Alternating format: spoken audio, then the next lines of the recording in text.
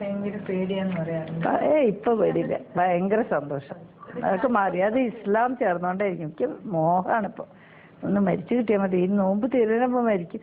കൊല്ലുന്ന് പറയണ്ട എന്തായാലും. അതുകൊണ്ട് ഇപ്പൊ സെക്യൂരിറ്റി ടീമൊക്കെ വലിയ ഒരു പെട്ടിയൊക്കെ തുറന്നു നോക്കും. പക്ഷെ ഈ നോമ്പ് കഴിയുമ്പോ ഈ കൊല്ലുന്ന ചില സഹൃദയരൊക്കെ പറഞ്ഞിട്ടുണ്ട്. അത് രാത്രിയൊക്കെ പൊടി ആ സാറിനെ പഠിപ്പിക്കും. ഇപ്പൊ പോലീസൊക്കെ പറഞ്ഞിട്ടുണ്ടാ ഫോണൊക്കെ പുതിയ ഫോണാണ്, ഞങ്ങളുടെ നമ്പറൊക്കെ കിട്ടും ഇന്ന ആളുടെ. അപ്പോൾ that is connected to some police control room something.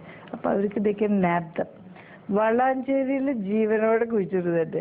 ജീവനോടെ കുഴിച്ചിടാൻ സഹിക്കും. ഞാൻ അടിച്ച് കൊല്ലൂലേ. ഞാൻ വല്ല മഹാത്മാഗാന്ധി യേശുക്രിസ്തു പറ്റണോ? എന്നെ അടിക്കാൻ വന്നാൽ ഞാൻ അടിച്ച് ഇല്ലാണ്ടേക്കും. ഞാനും കുറച്ച് ചെറുപ്പത്തിൽ ജൂഡോ പഠിച്ചിട്ടുള്ള ആളാണ്. അന്ന് കരാട്ടെ ഇല്ലേ, ജൂഡോ, ഈ കൈകൊണ്ട് വെട്ടിയിട്ട് അതൊക്കെ പഠിച്ചിട്ടുള്ള ആളാണ്. നല്ല കാശൊക്കെ കൊടുത്തിട്ട് എൻ്റെ അച്ഛൻ പഠിപ്പിച്ചിട്ടുണ്ട്. ഞാൻ വെറുതെ ഒന്നും വിടില്ല. എന്നെ കൊല്ലാൻ വന്ന ആദ്യം അയാൾ വിടും ഇല്ലേ. പക്ഷെ കൊല്ലൽ ഇഷ്ടമല്ലേ എനിക്ക്. ഞാൻ വെജിറ്റേറിയനൊക്കെ അല്ലേ, ഞാൻ കൊന്നിട്ടുമില്ല, കൊല്ലാൻ ഇഷ്ടമില്ല. പക്ഷെ എന്നെയൊക്കെ തൊടാൻ വന്നാ വിഷമായിരിക്കും അല്ലേ. ചിലരൊക്കെ ചെയ്തു കേട്ടോ.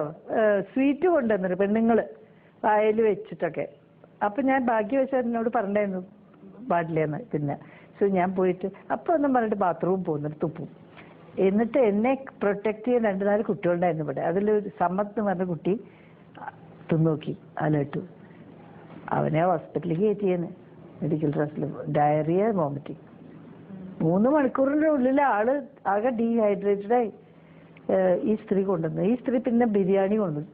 ഇത് വെജിറ്റബിൾ ബിരിയാണി. തിന്നണം, ഇപ്പം തന്നെ സ്പൂണ് തിന്നണം, ഞാൻ ഫീഡ് ചെയ്യാം. വേണ്ട പിന്നെ ആവാന്ന് പറഞ്ഞു. കുറച്ച് കഴിഞ്ഞ് ഞാൻ കഴിച്ചോണ്ട് ഇപ്പോഴേ വയ്ക്കുമോ പറഞ്ഞു. എന്നിട്ട് ഈ സ്ത്രീ പോയപ്പോൾ സമത് വന്നിട്ട് അത് എടുത്ത് തിന്നു. അവനെ ഹോസ്പിറ്റലിൽ കയറ്റിണ്ടായിരുന്നു. Because people poison me.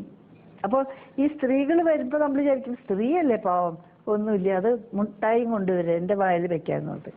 അപ്പോൾ പോലീസ് എന്നോട് പ്രത്യേകം പറയുന്നുണ്ട്, സ്ത്രീകളെ ഒട്ടും എന്താണ് വിശ്വസിക്കേണ്ട, വായിൽ കൊണ്ടുവരും വെക്കാൻ സമ്മതിക്കില്ല. ആണുങ്ങളാണെങ്കിൽ നമുക്ക് നോക്കാം, കത്തി ഉണ്ടോ ഇല്ലേ, എന്താ എന്തുകൊണ്ടാണ് വരുന്നത്, തപ്പ് ഒരാൾ നോക്കിയാൽ മതി. അന്ന് എനിക്ക് 8 ആളുണ്ടായിരുന്നു, ലൈക്ക് കമാൻഡോസ്, NDF ബോയ്സാ.